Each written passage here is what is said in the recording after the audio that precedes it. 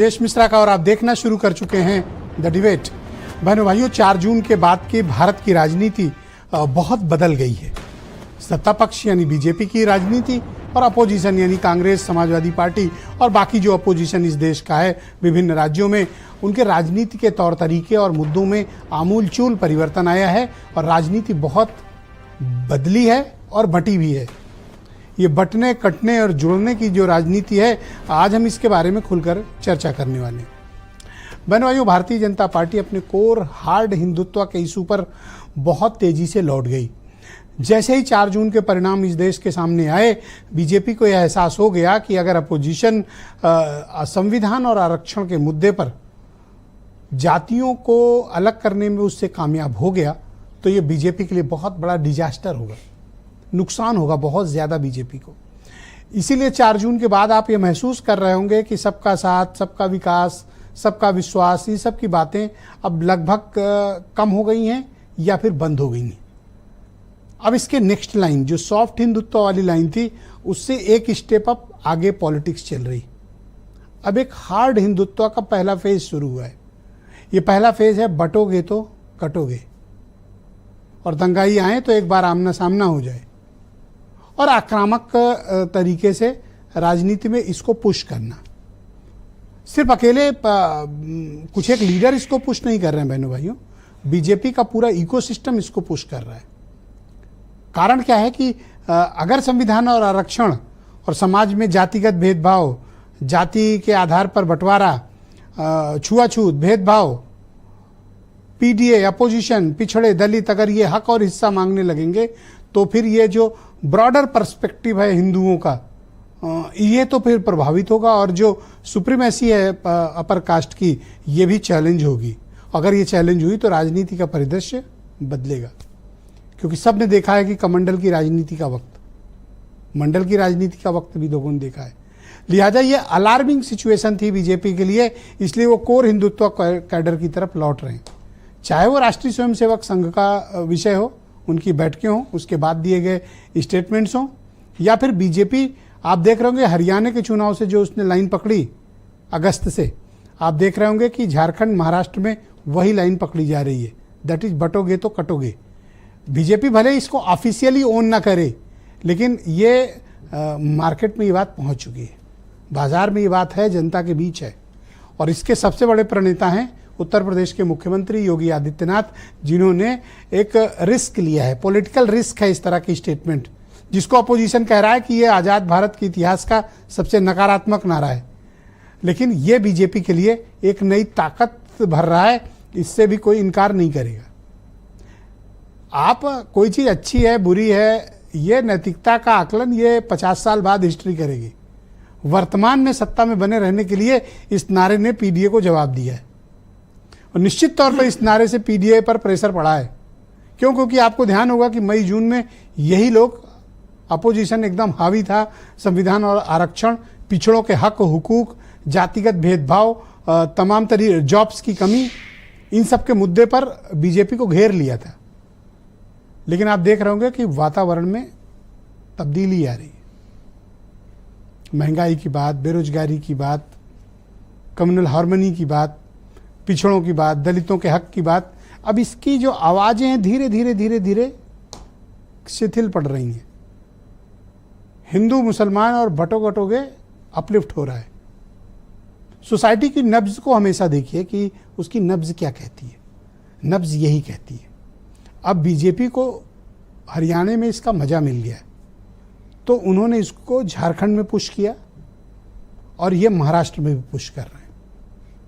अब ये देखना पड़ेगा कि इनके परिणामों पे अगर वही अपेक्षित लाभ जो हरियाणा में मिला, अगर वो मिला तो ये एक स्टेप और आगे जाएगा, इसका बड़ा ब्रॉडर इसका कैनवस बनेगा, क्योंकि ये मुद्दा कोई सामान्य नहीं है, एक असाधारण मुद्दा है, और बीजेपी इस मुद्दे का इस्तेमाल करना बहुत बेहतर से जानती है। तो अब प्रेशर किनकी राजनीति पर पड़ा है? अपोजिशन की। अभी तक दबाव में कौन था?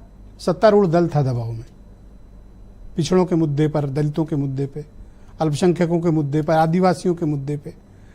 लेकिन अब ये प्रेशर, उतना ही प्रेशर जो बीजेपी झेली थी, उसी डिग्री का प्रेशर बढ़ रहा है अपोजिशन की तरफ, क्योंकि अगर जातियों को वापस लाने में बीजेपी का ये नारा कामयाब होता है और कोर हिंदुत्व की बात उनकी अगर क्लिक करती है तो ये जो जातियों में बट रहे थे लोग, ये वापस कंसोलिडेट होंगे एक प्लेटफॉर्म पर, और वो पॉलिटिकल प्लेटफॉर्म है बीजेपी का एजेंडा।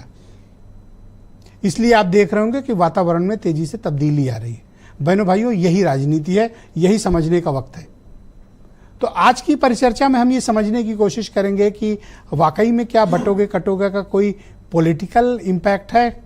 मैं कहता हूं यस, बिल्कुल है। जो लोग ये शुतुरमुर्गी सोच रखते हैं कि नहीं इसका कोई इम्पैक्ट नहीं होगा, बहनों भाइयों गलत है, इसका इम्पैक्ट है। सोसाइटी में आ रहे विचारों को सुनना और समझना शायद इंटेलेक्चुअल्स और मीडिया के लोगों ने कम कर दिया है। विचारों के प्रवाह को आने दीजिए, उन्हें समझिए, उनका एनालिसिस करिए। हम लोग का यही कर्तव्य है कि उन्हें सुना जाना चाहिए। हर तरह की जो भी जनता से आ रही आवाजें हैं। तो बीजेपी ने ये जो बाउंसर मारा है ना, ये पलट कर जा रहा है सीधे अपोजिशन के पास। इसका इम्पैक्ट आपको यूपी के बाई इलेक्शन में भी पता चल सकता है। मैं तो कहता हूं इसको आप एसिड टेस्ट मान लीजिए या बैरोमीटर मान लीजिए। बाई इलेक्शन में अभी क्लैरिटी हो जाएगी। अभी कितने दिन बचे? 18 तारीख तक और वहां पर प्रचार का काम होना है। 20 को वोटिंग होनी है, पहले खैर 13 को थी। तो इससे ये क्लैरिटी हो जाएगी कि दरअसल ये हार्ड हिंदुत्व का मुद्दा जनता को क्लिक कर रहा है या फिर अभी बेसिक कोर इशू पे ही पिछड़े दलित वहां पर रुके हुए हैं। और यही है बहनों भाइयों डिसाइडिंग कम्युनिटीज जो उत्तर प्रदेश की राजनीति को परिभाषित करेंगी। नेतृत्व उत्तर प्रदेश में भले कैसा कोई रखे, लेकिन उत्तर प्रदेश में जो जातिगत कमान है वो पिछड़े और दलितों के ही हाथ में। ये बहुत बड़ी फोर्स है उत्तर प्रदेश में। अगर इनको कोई साध ले तो उत्तर प्रदेश में ना कोई फार्मूला किसी का चलेगा, ना कोई इक्वेशन चलेगा, ना कोई स्टेटमेंट चलेगा। ये डिसाइड करने वाली कम्युनिटीज हैं। तो क्या चल रहा है इनके बीच, और क्या ये बटोगे कटो में के प्लेटफॉर्म पे आ रहे हैं या वापस ये अपने कोर इश्यूज पे खड़े हैं जहां ये अप्रैल मई जून में खड़े थे। आज चर्चा हम इस विषय की करने वाले हैं। कुछ स्टेटमेंट, फिर आज की डिबेट।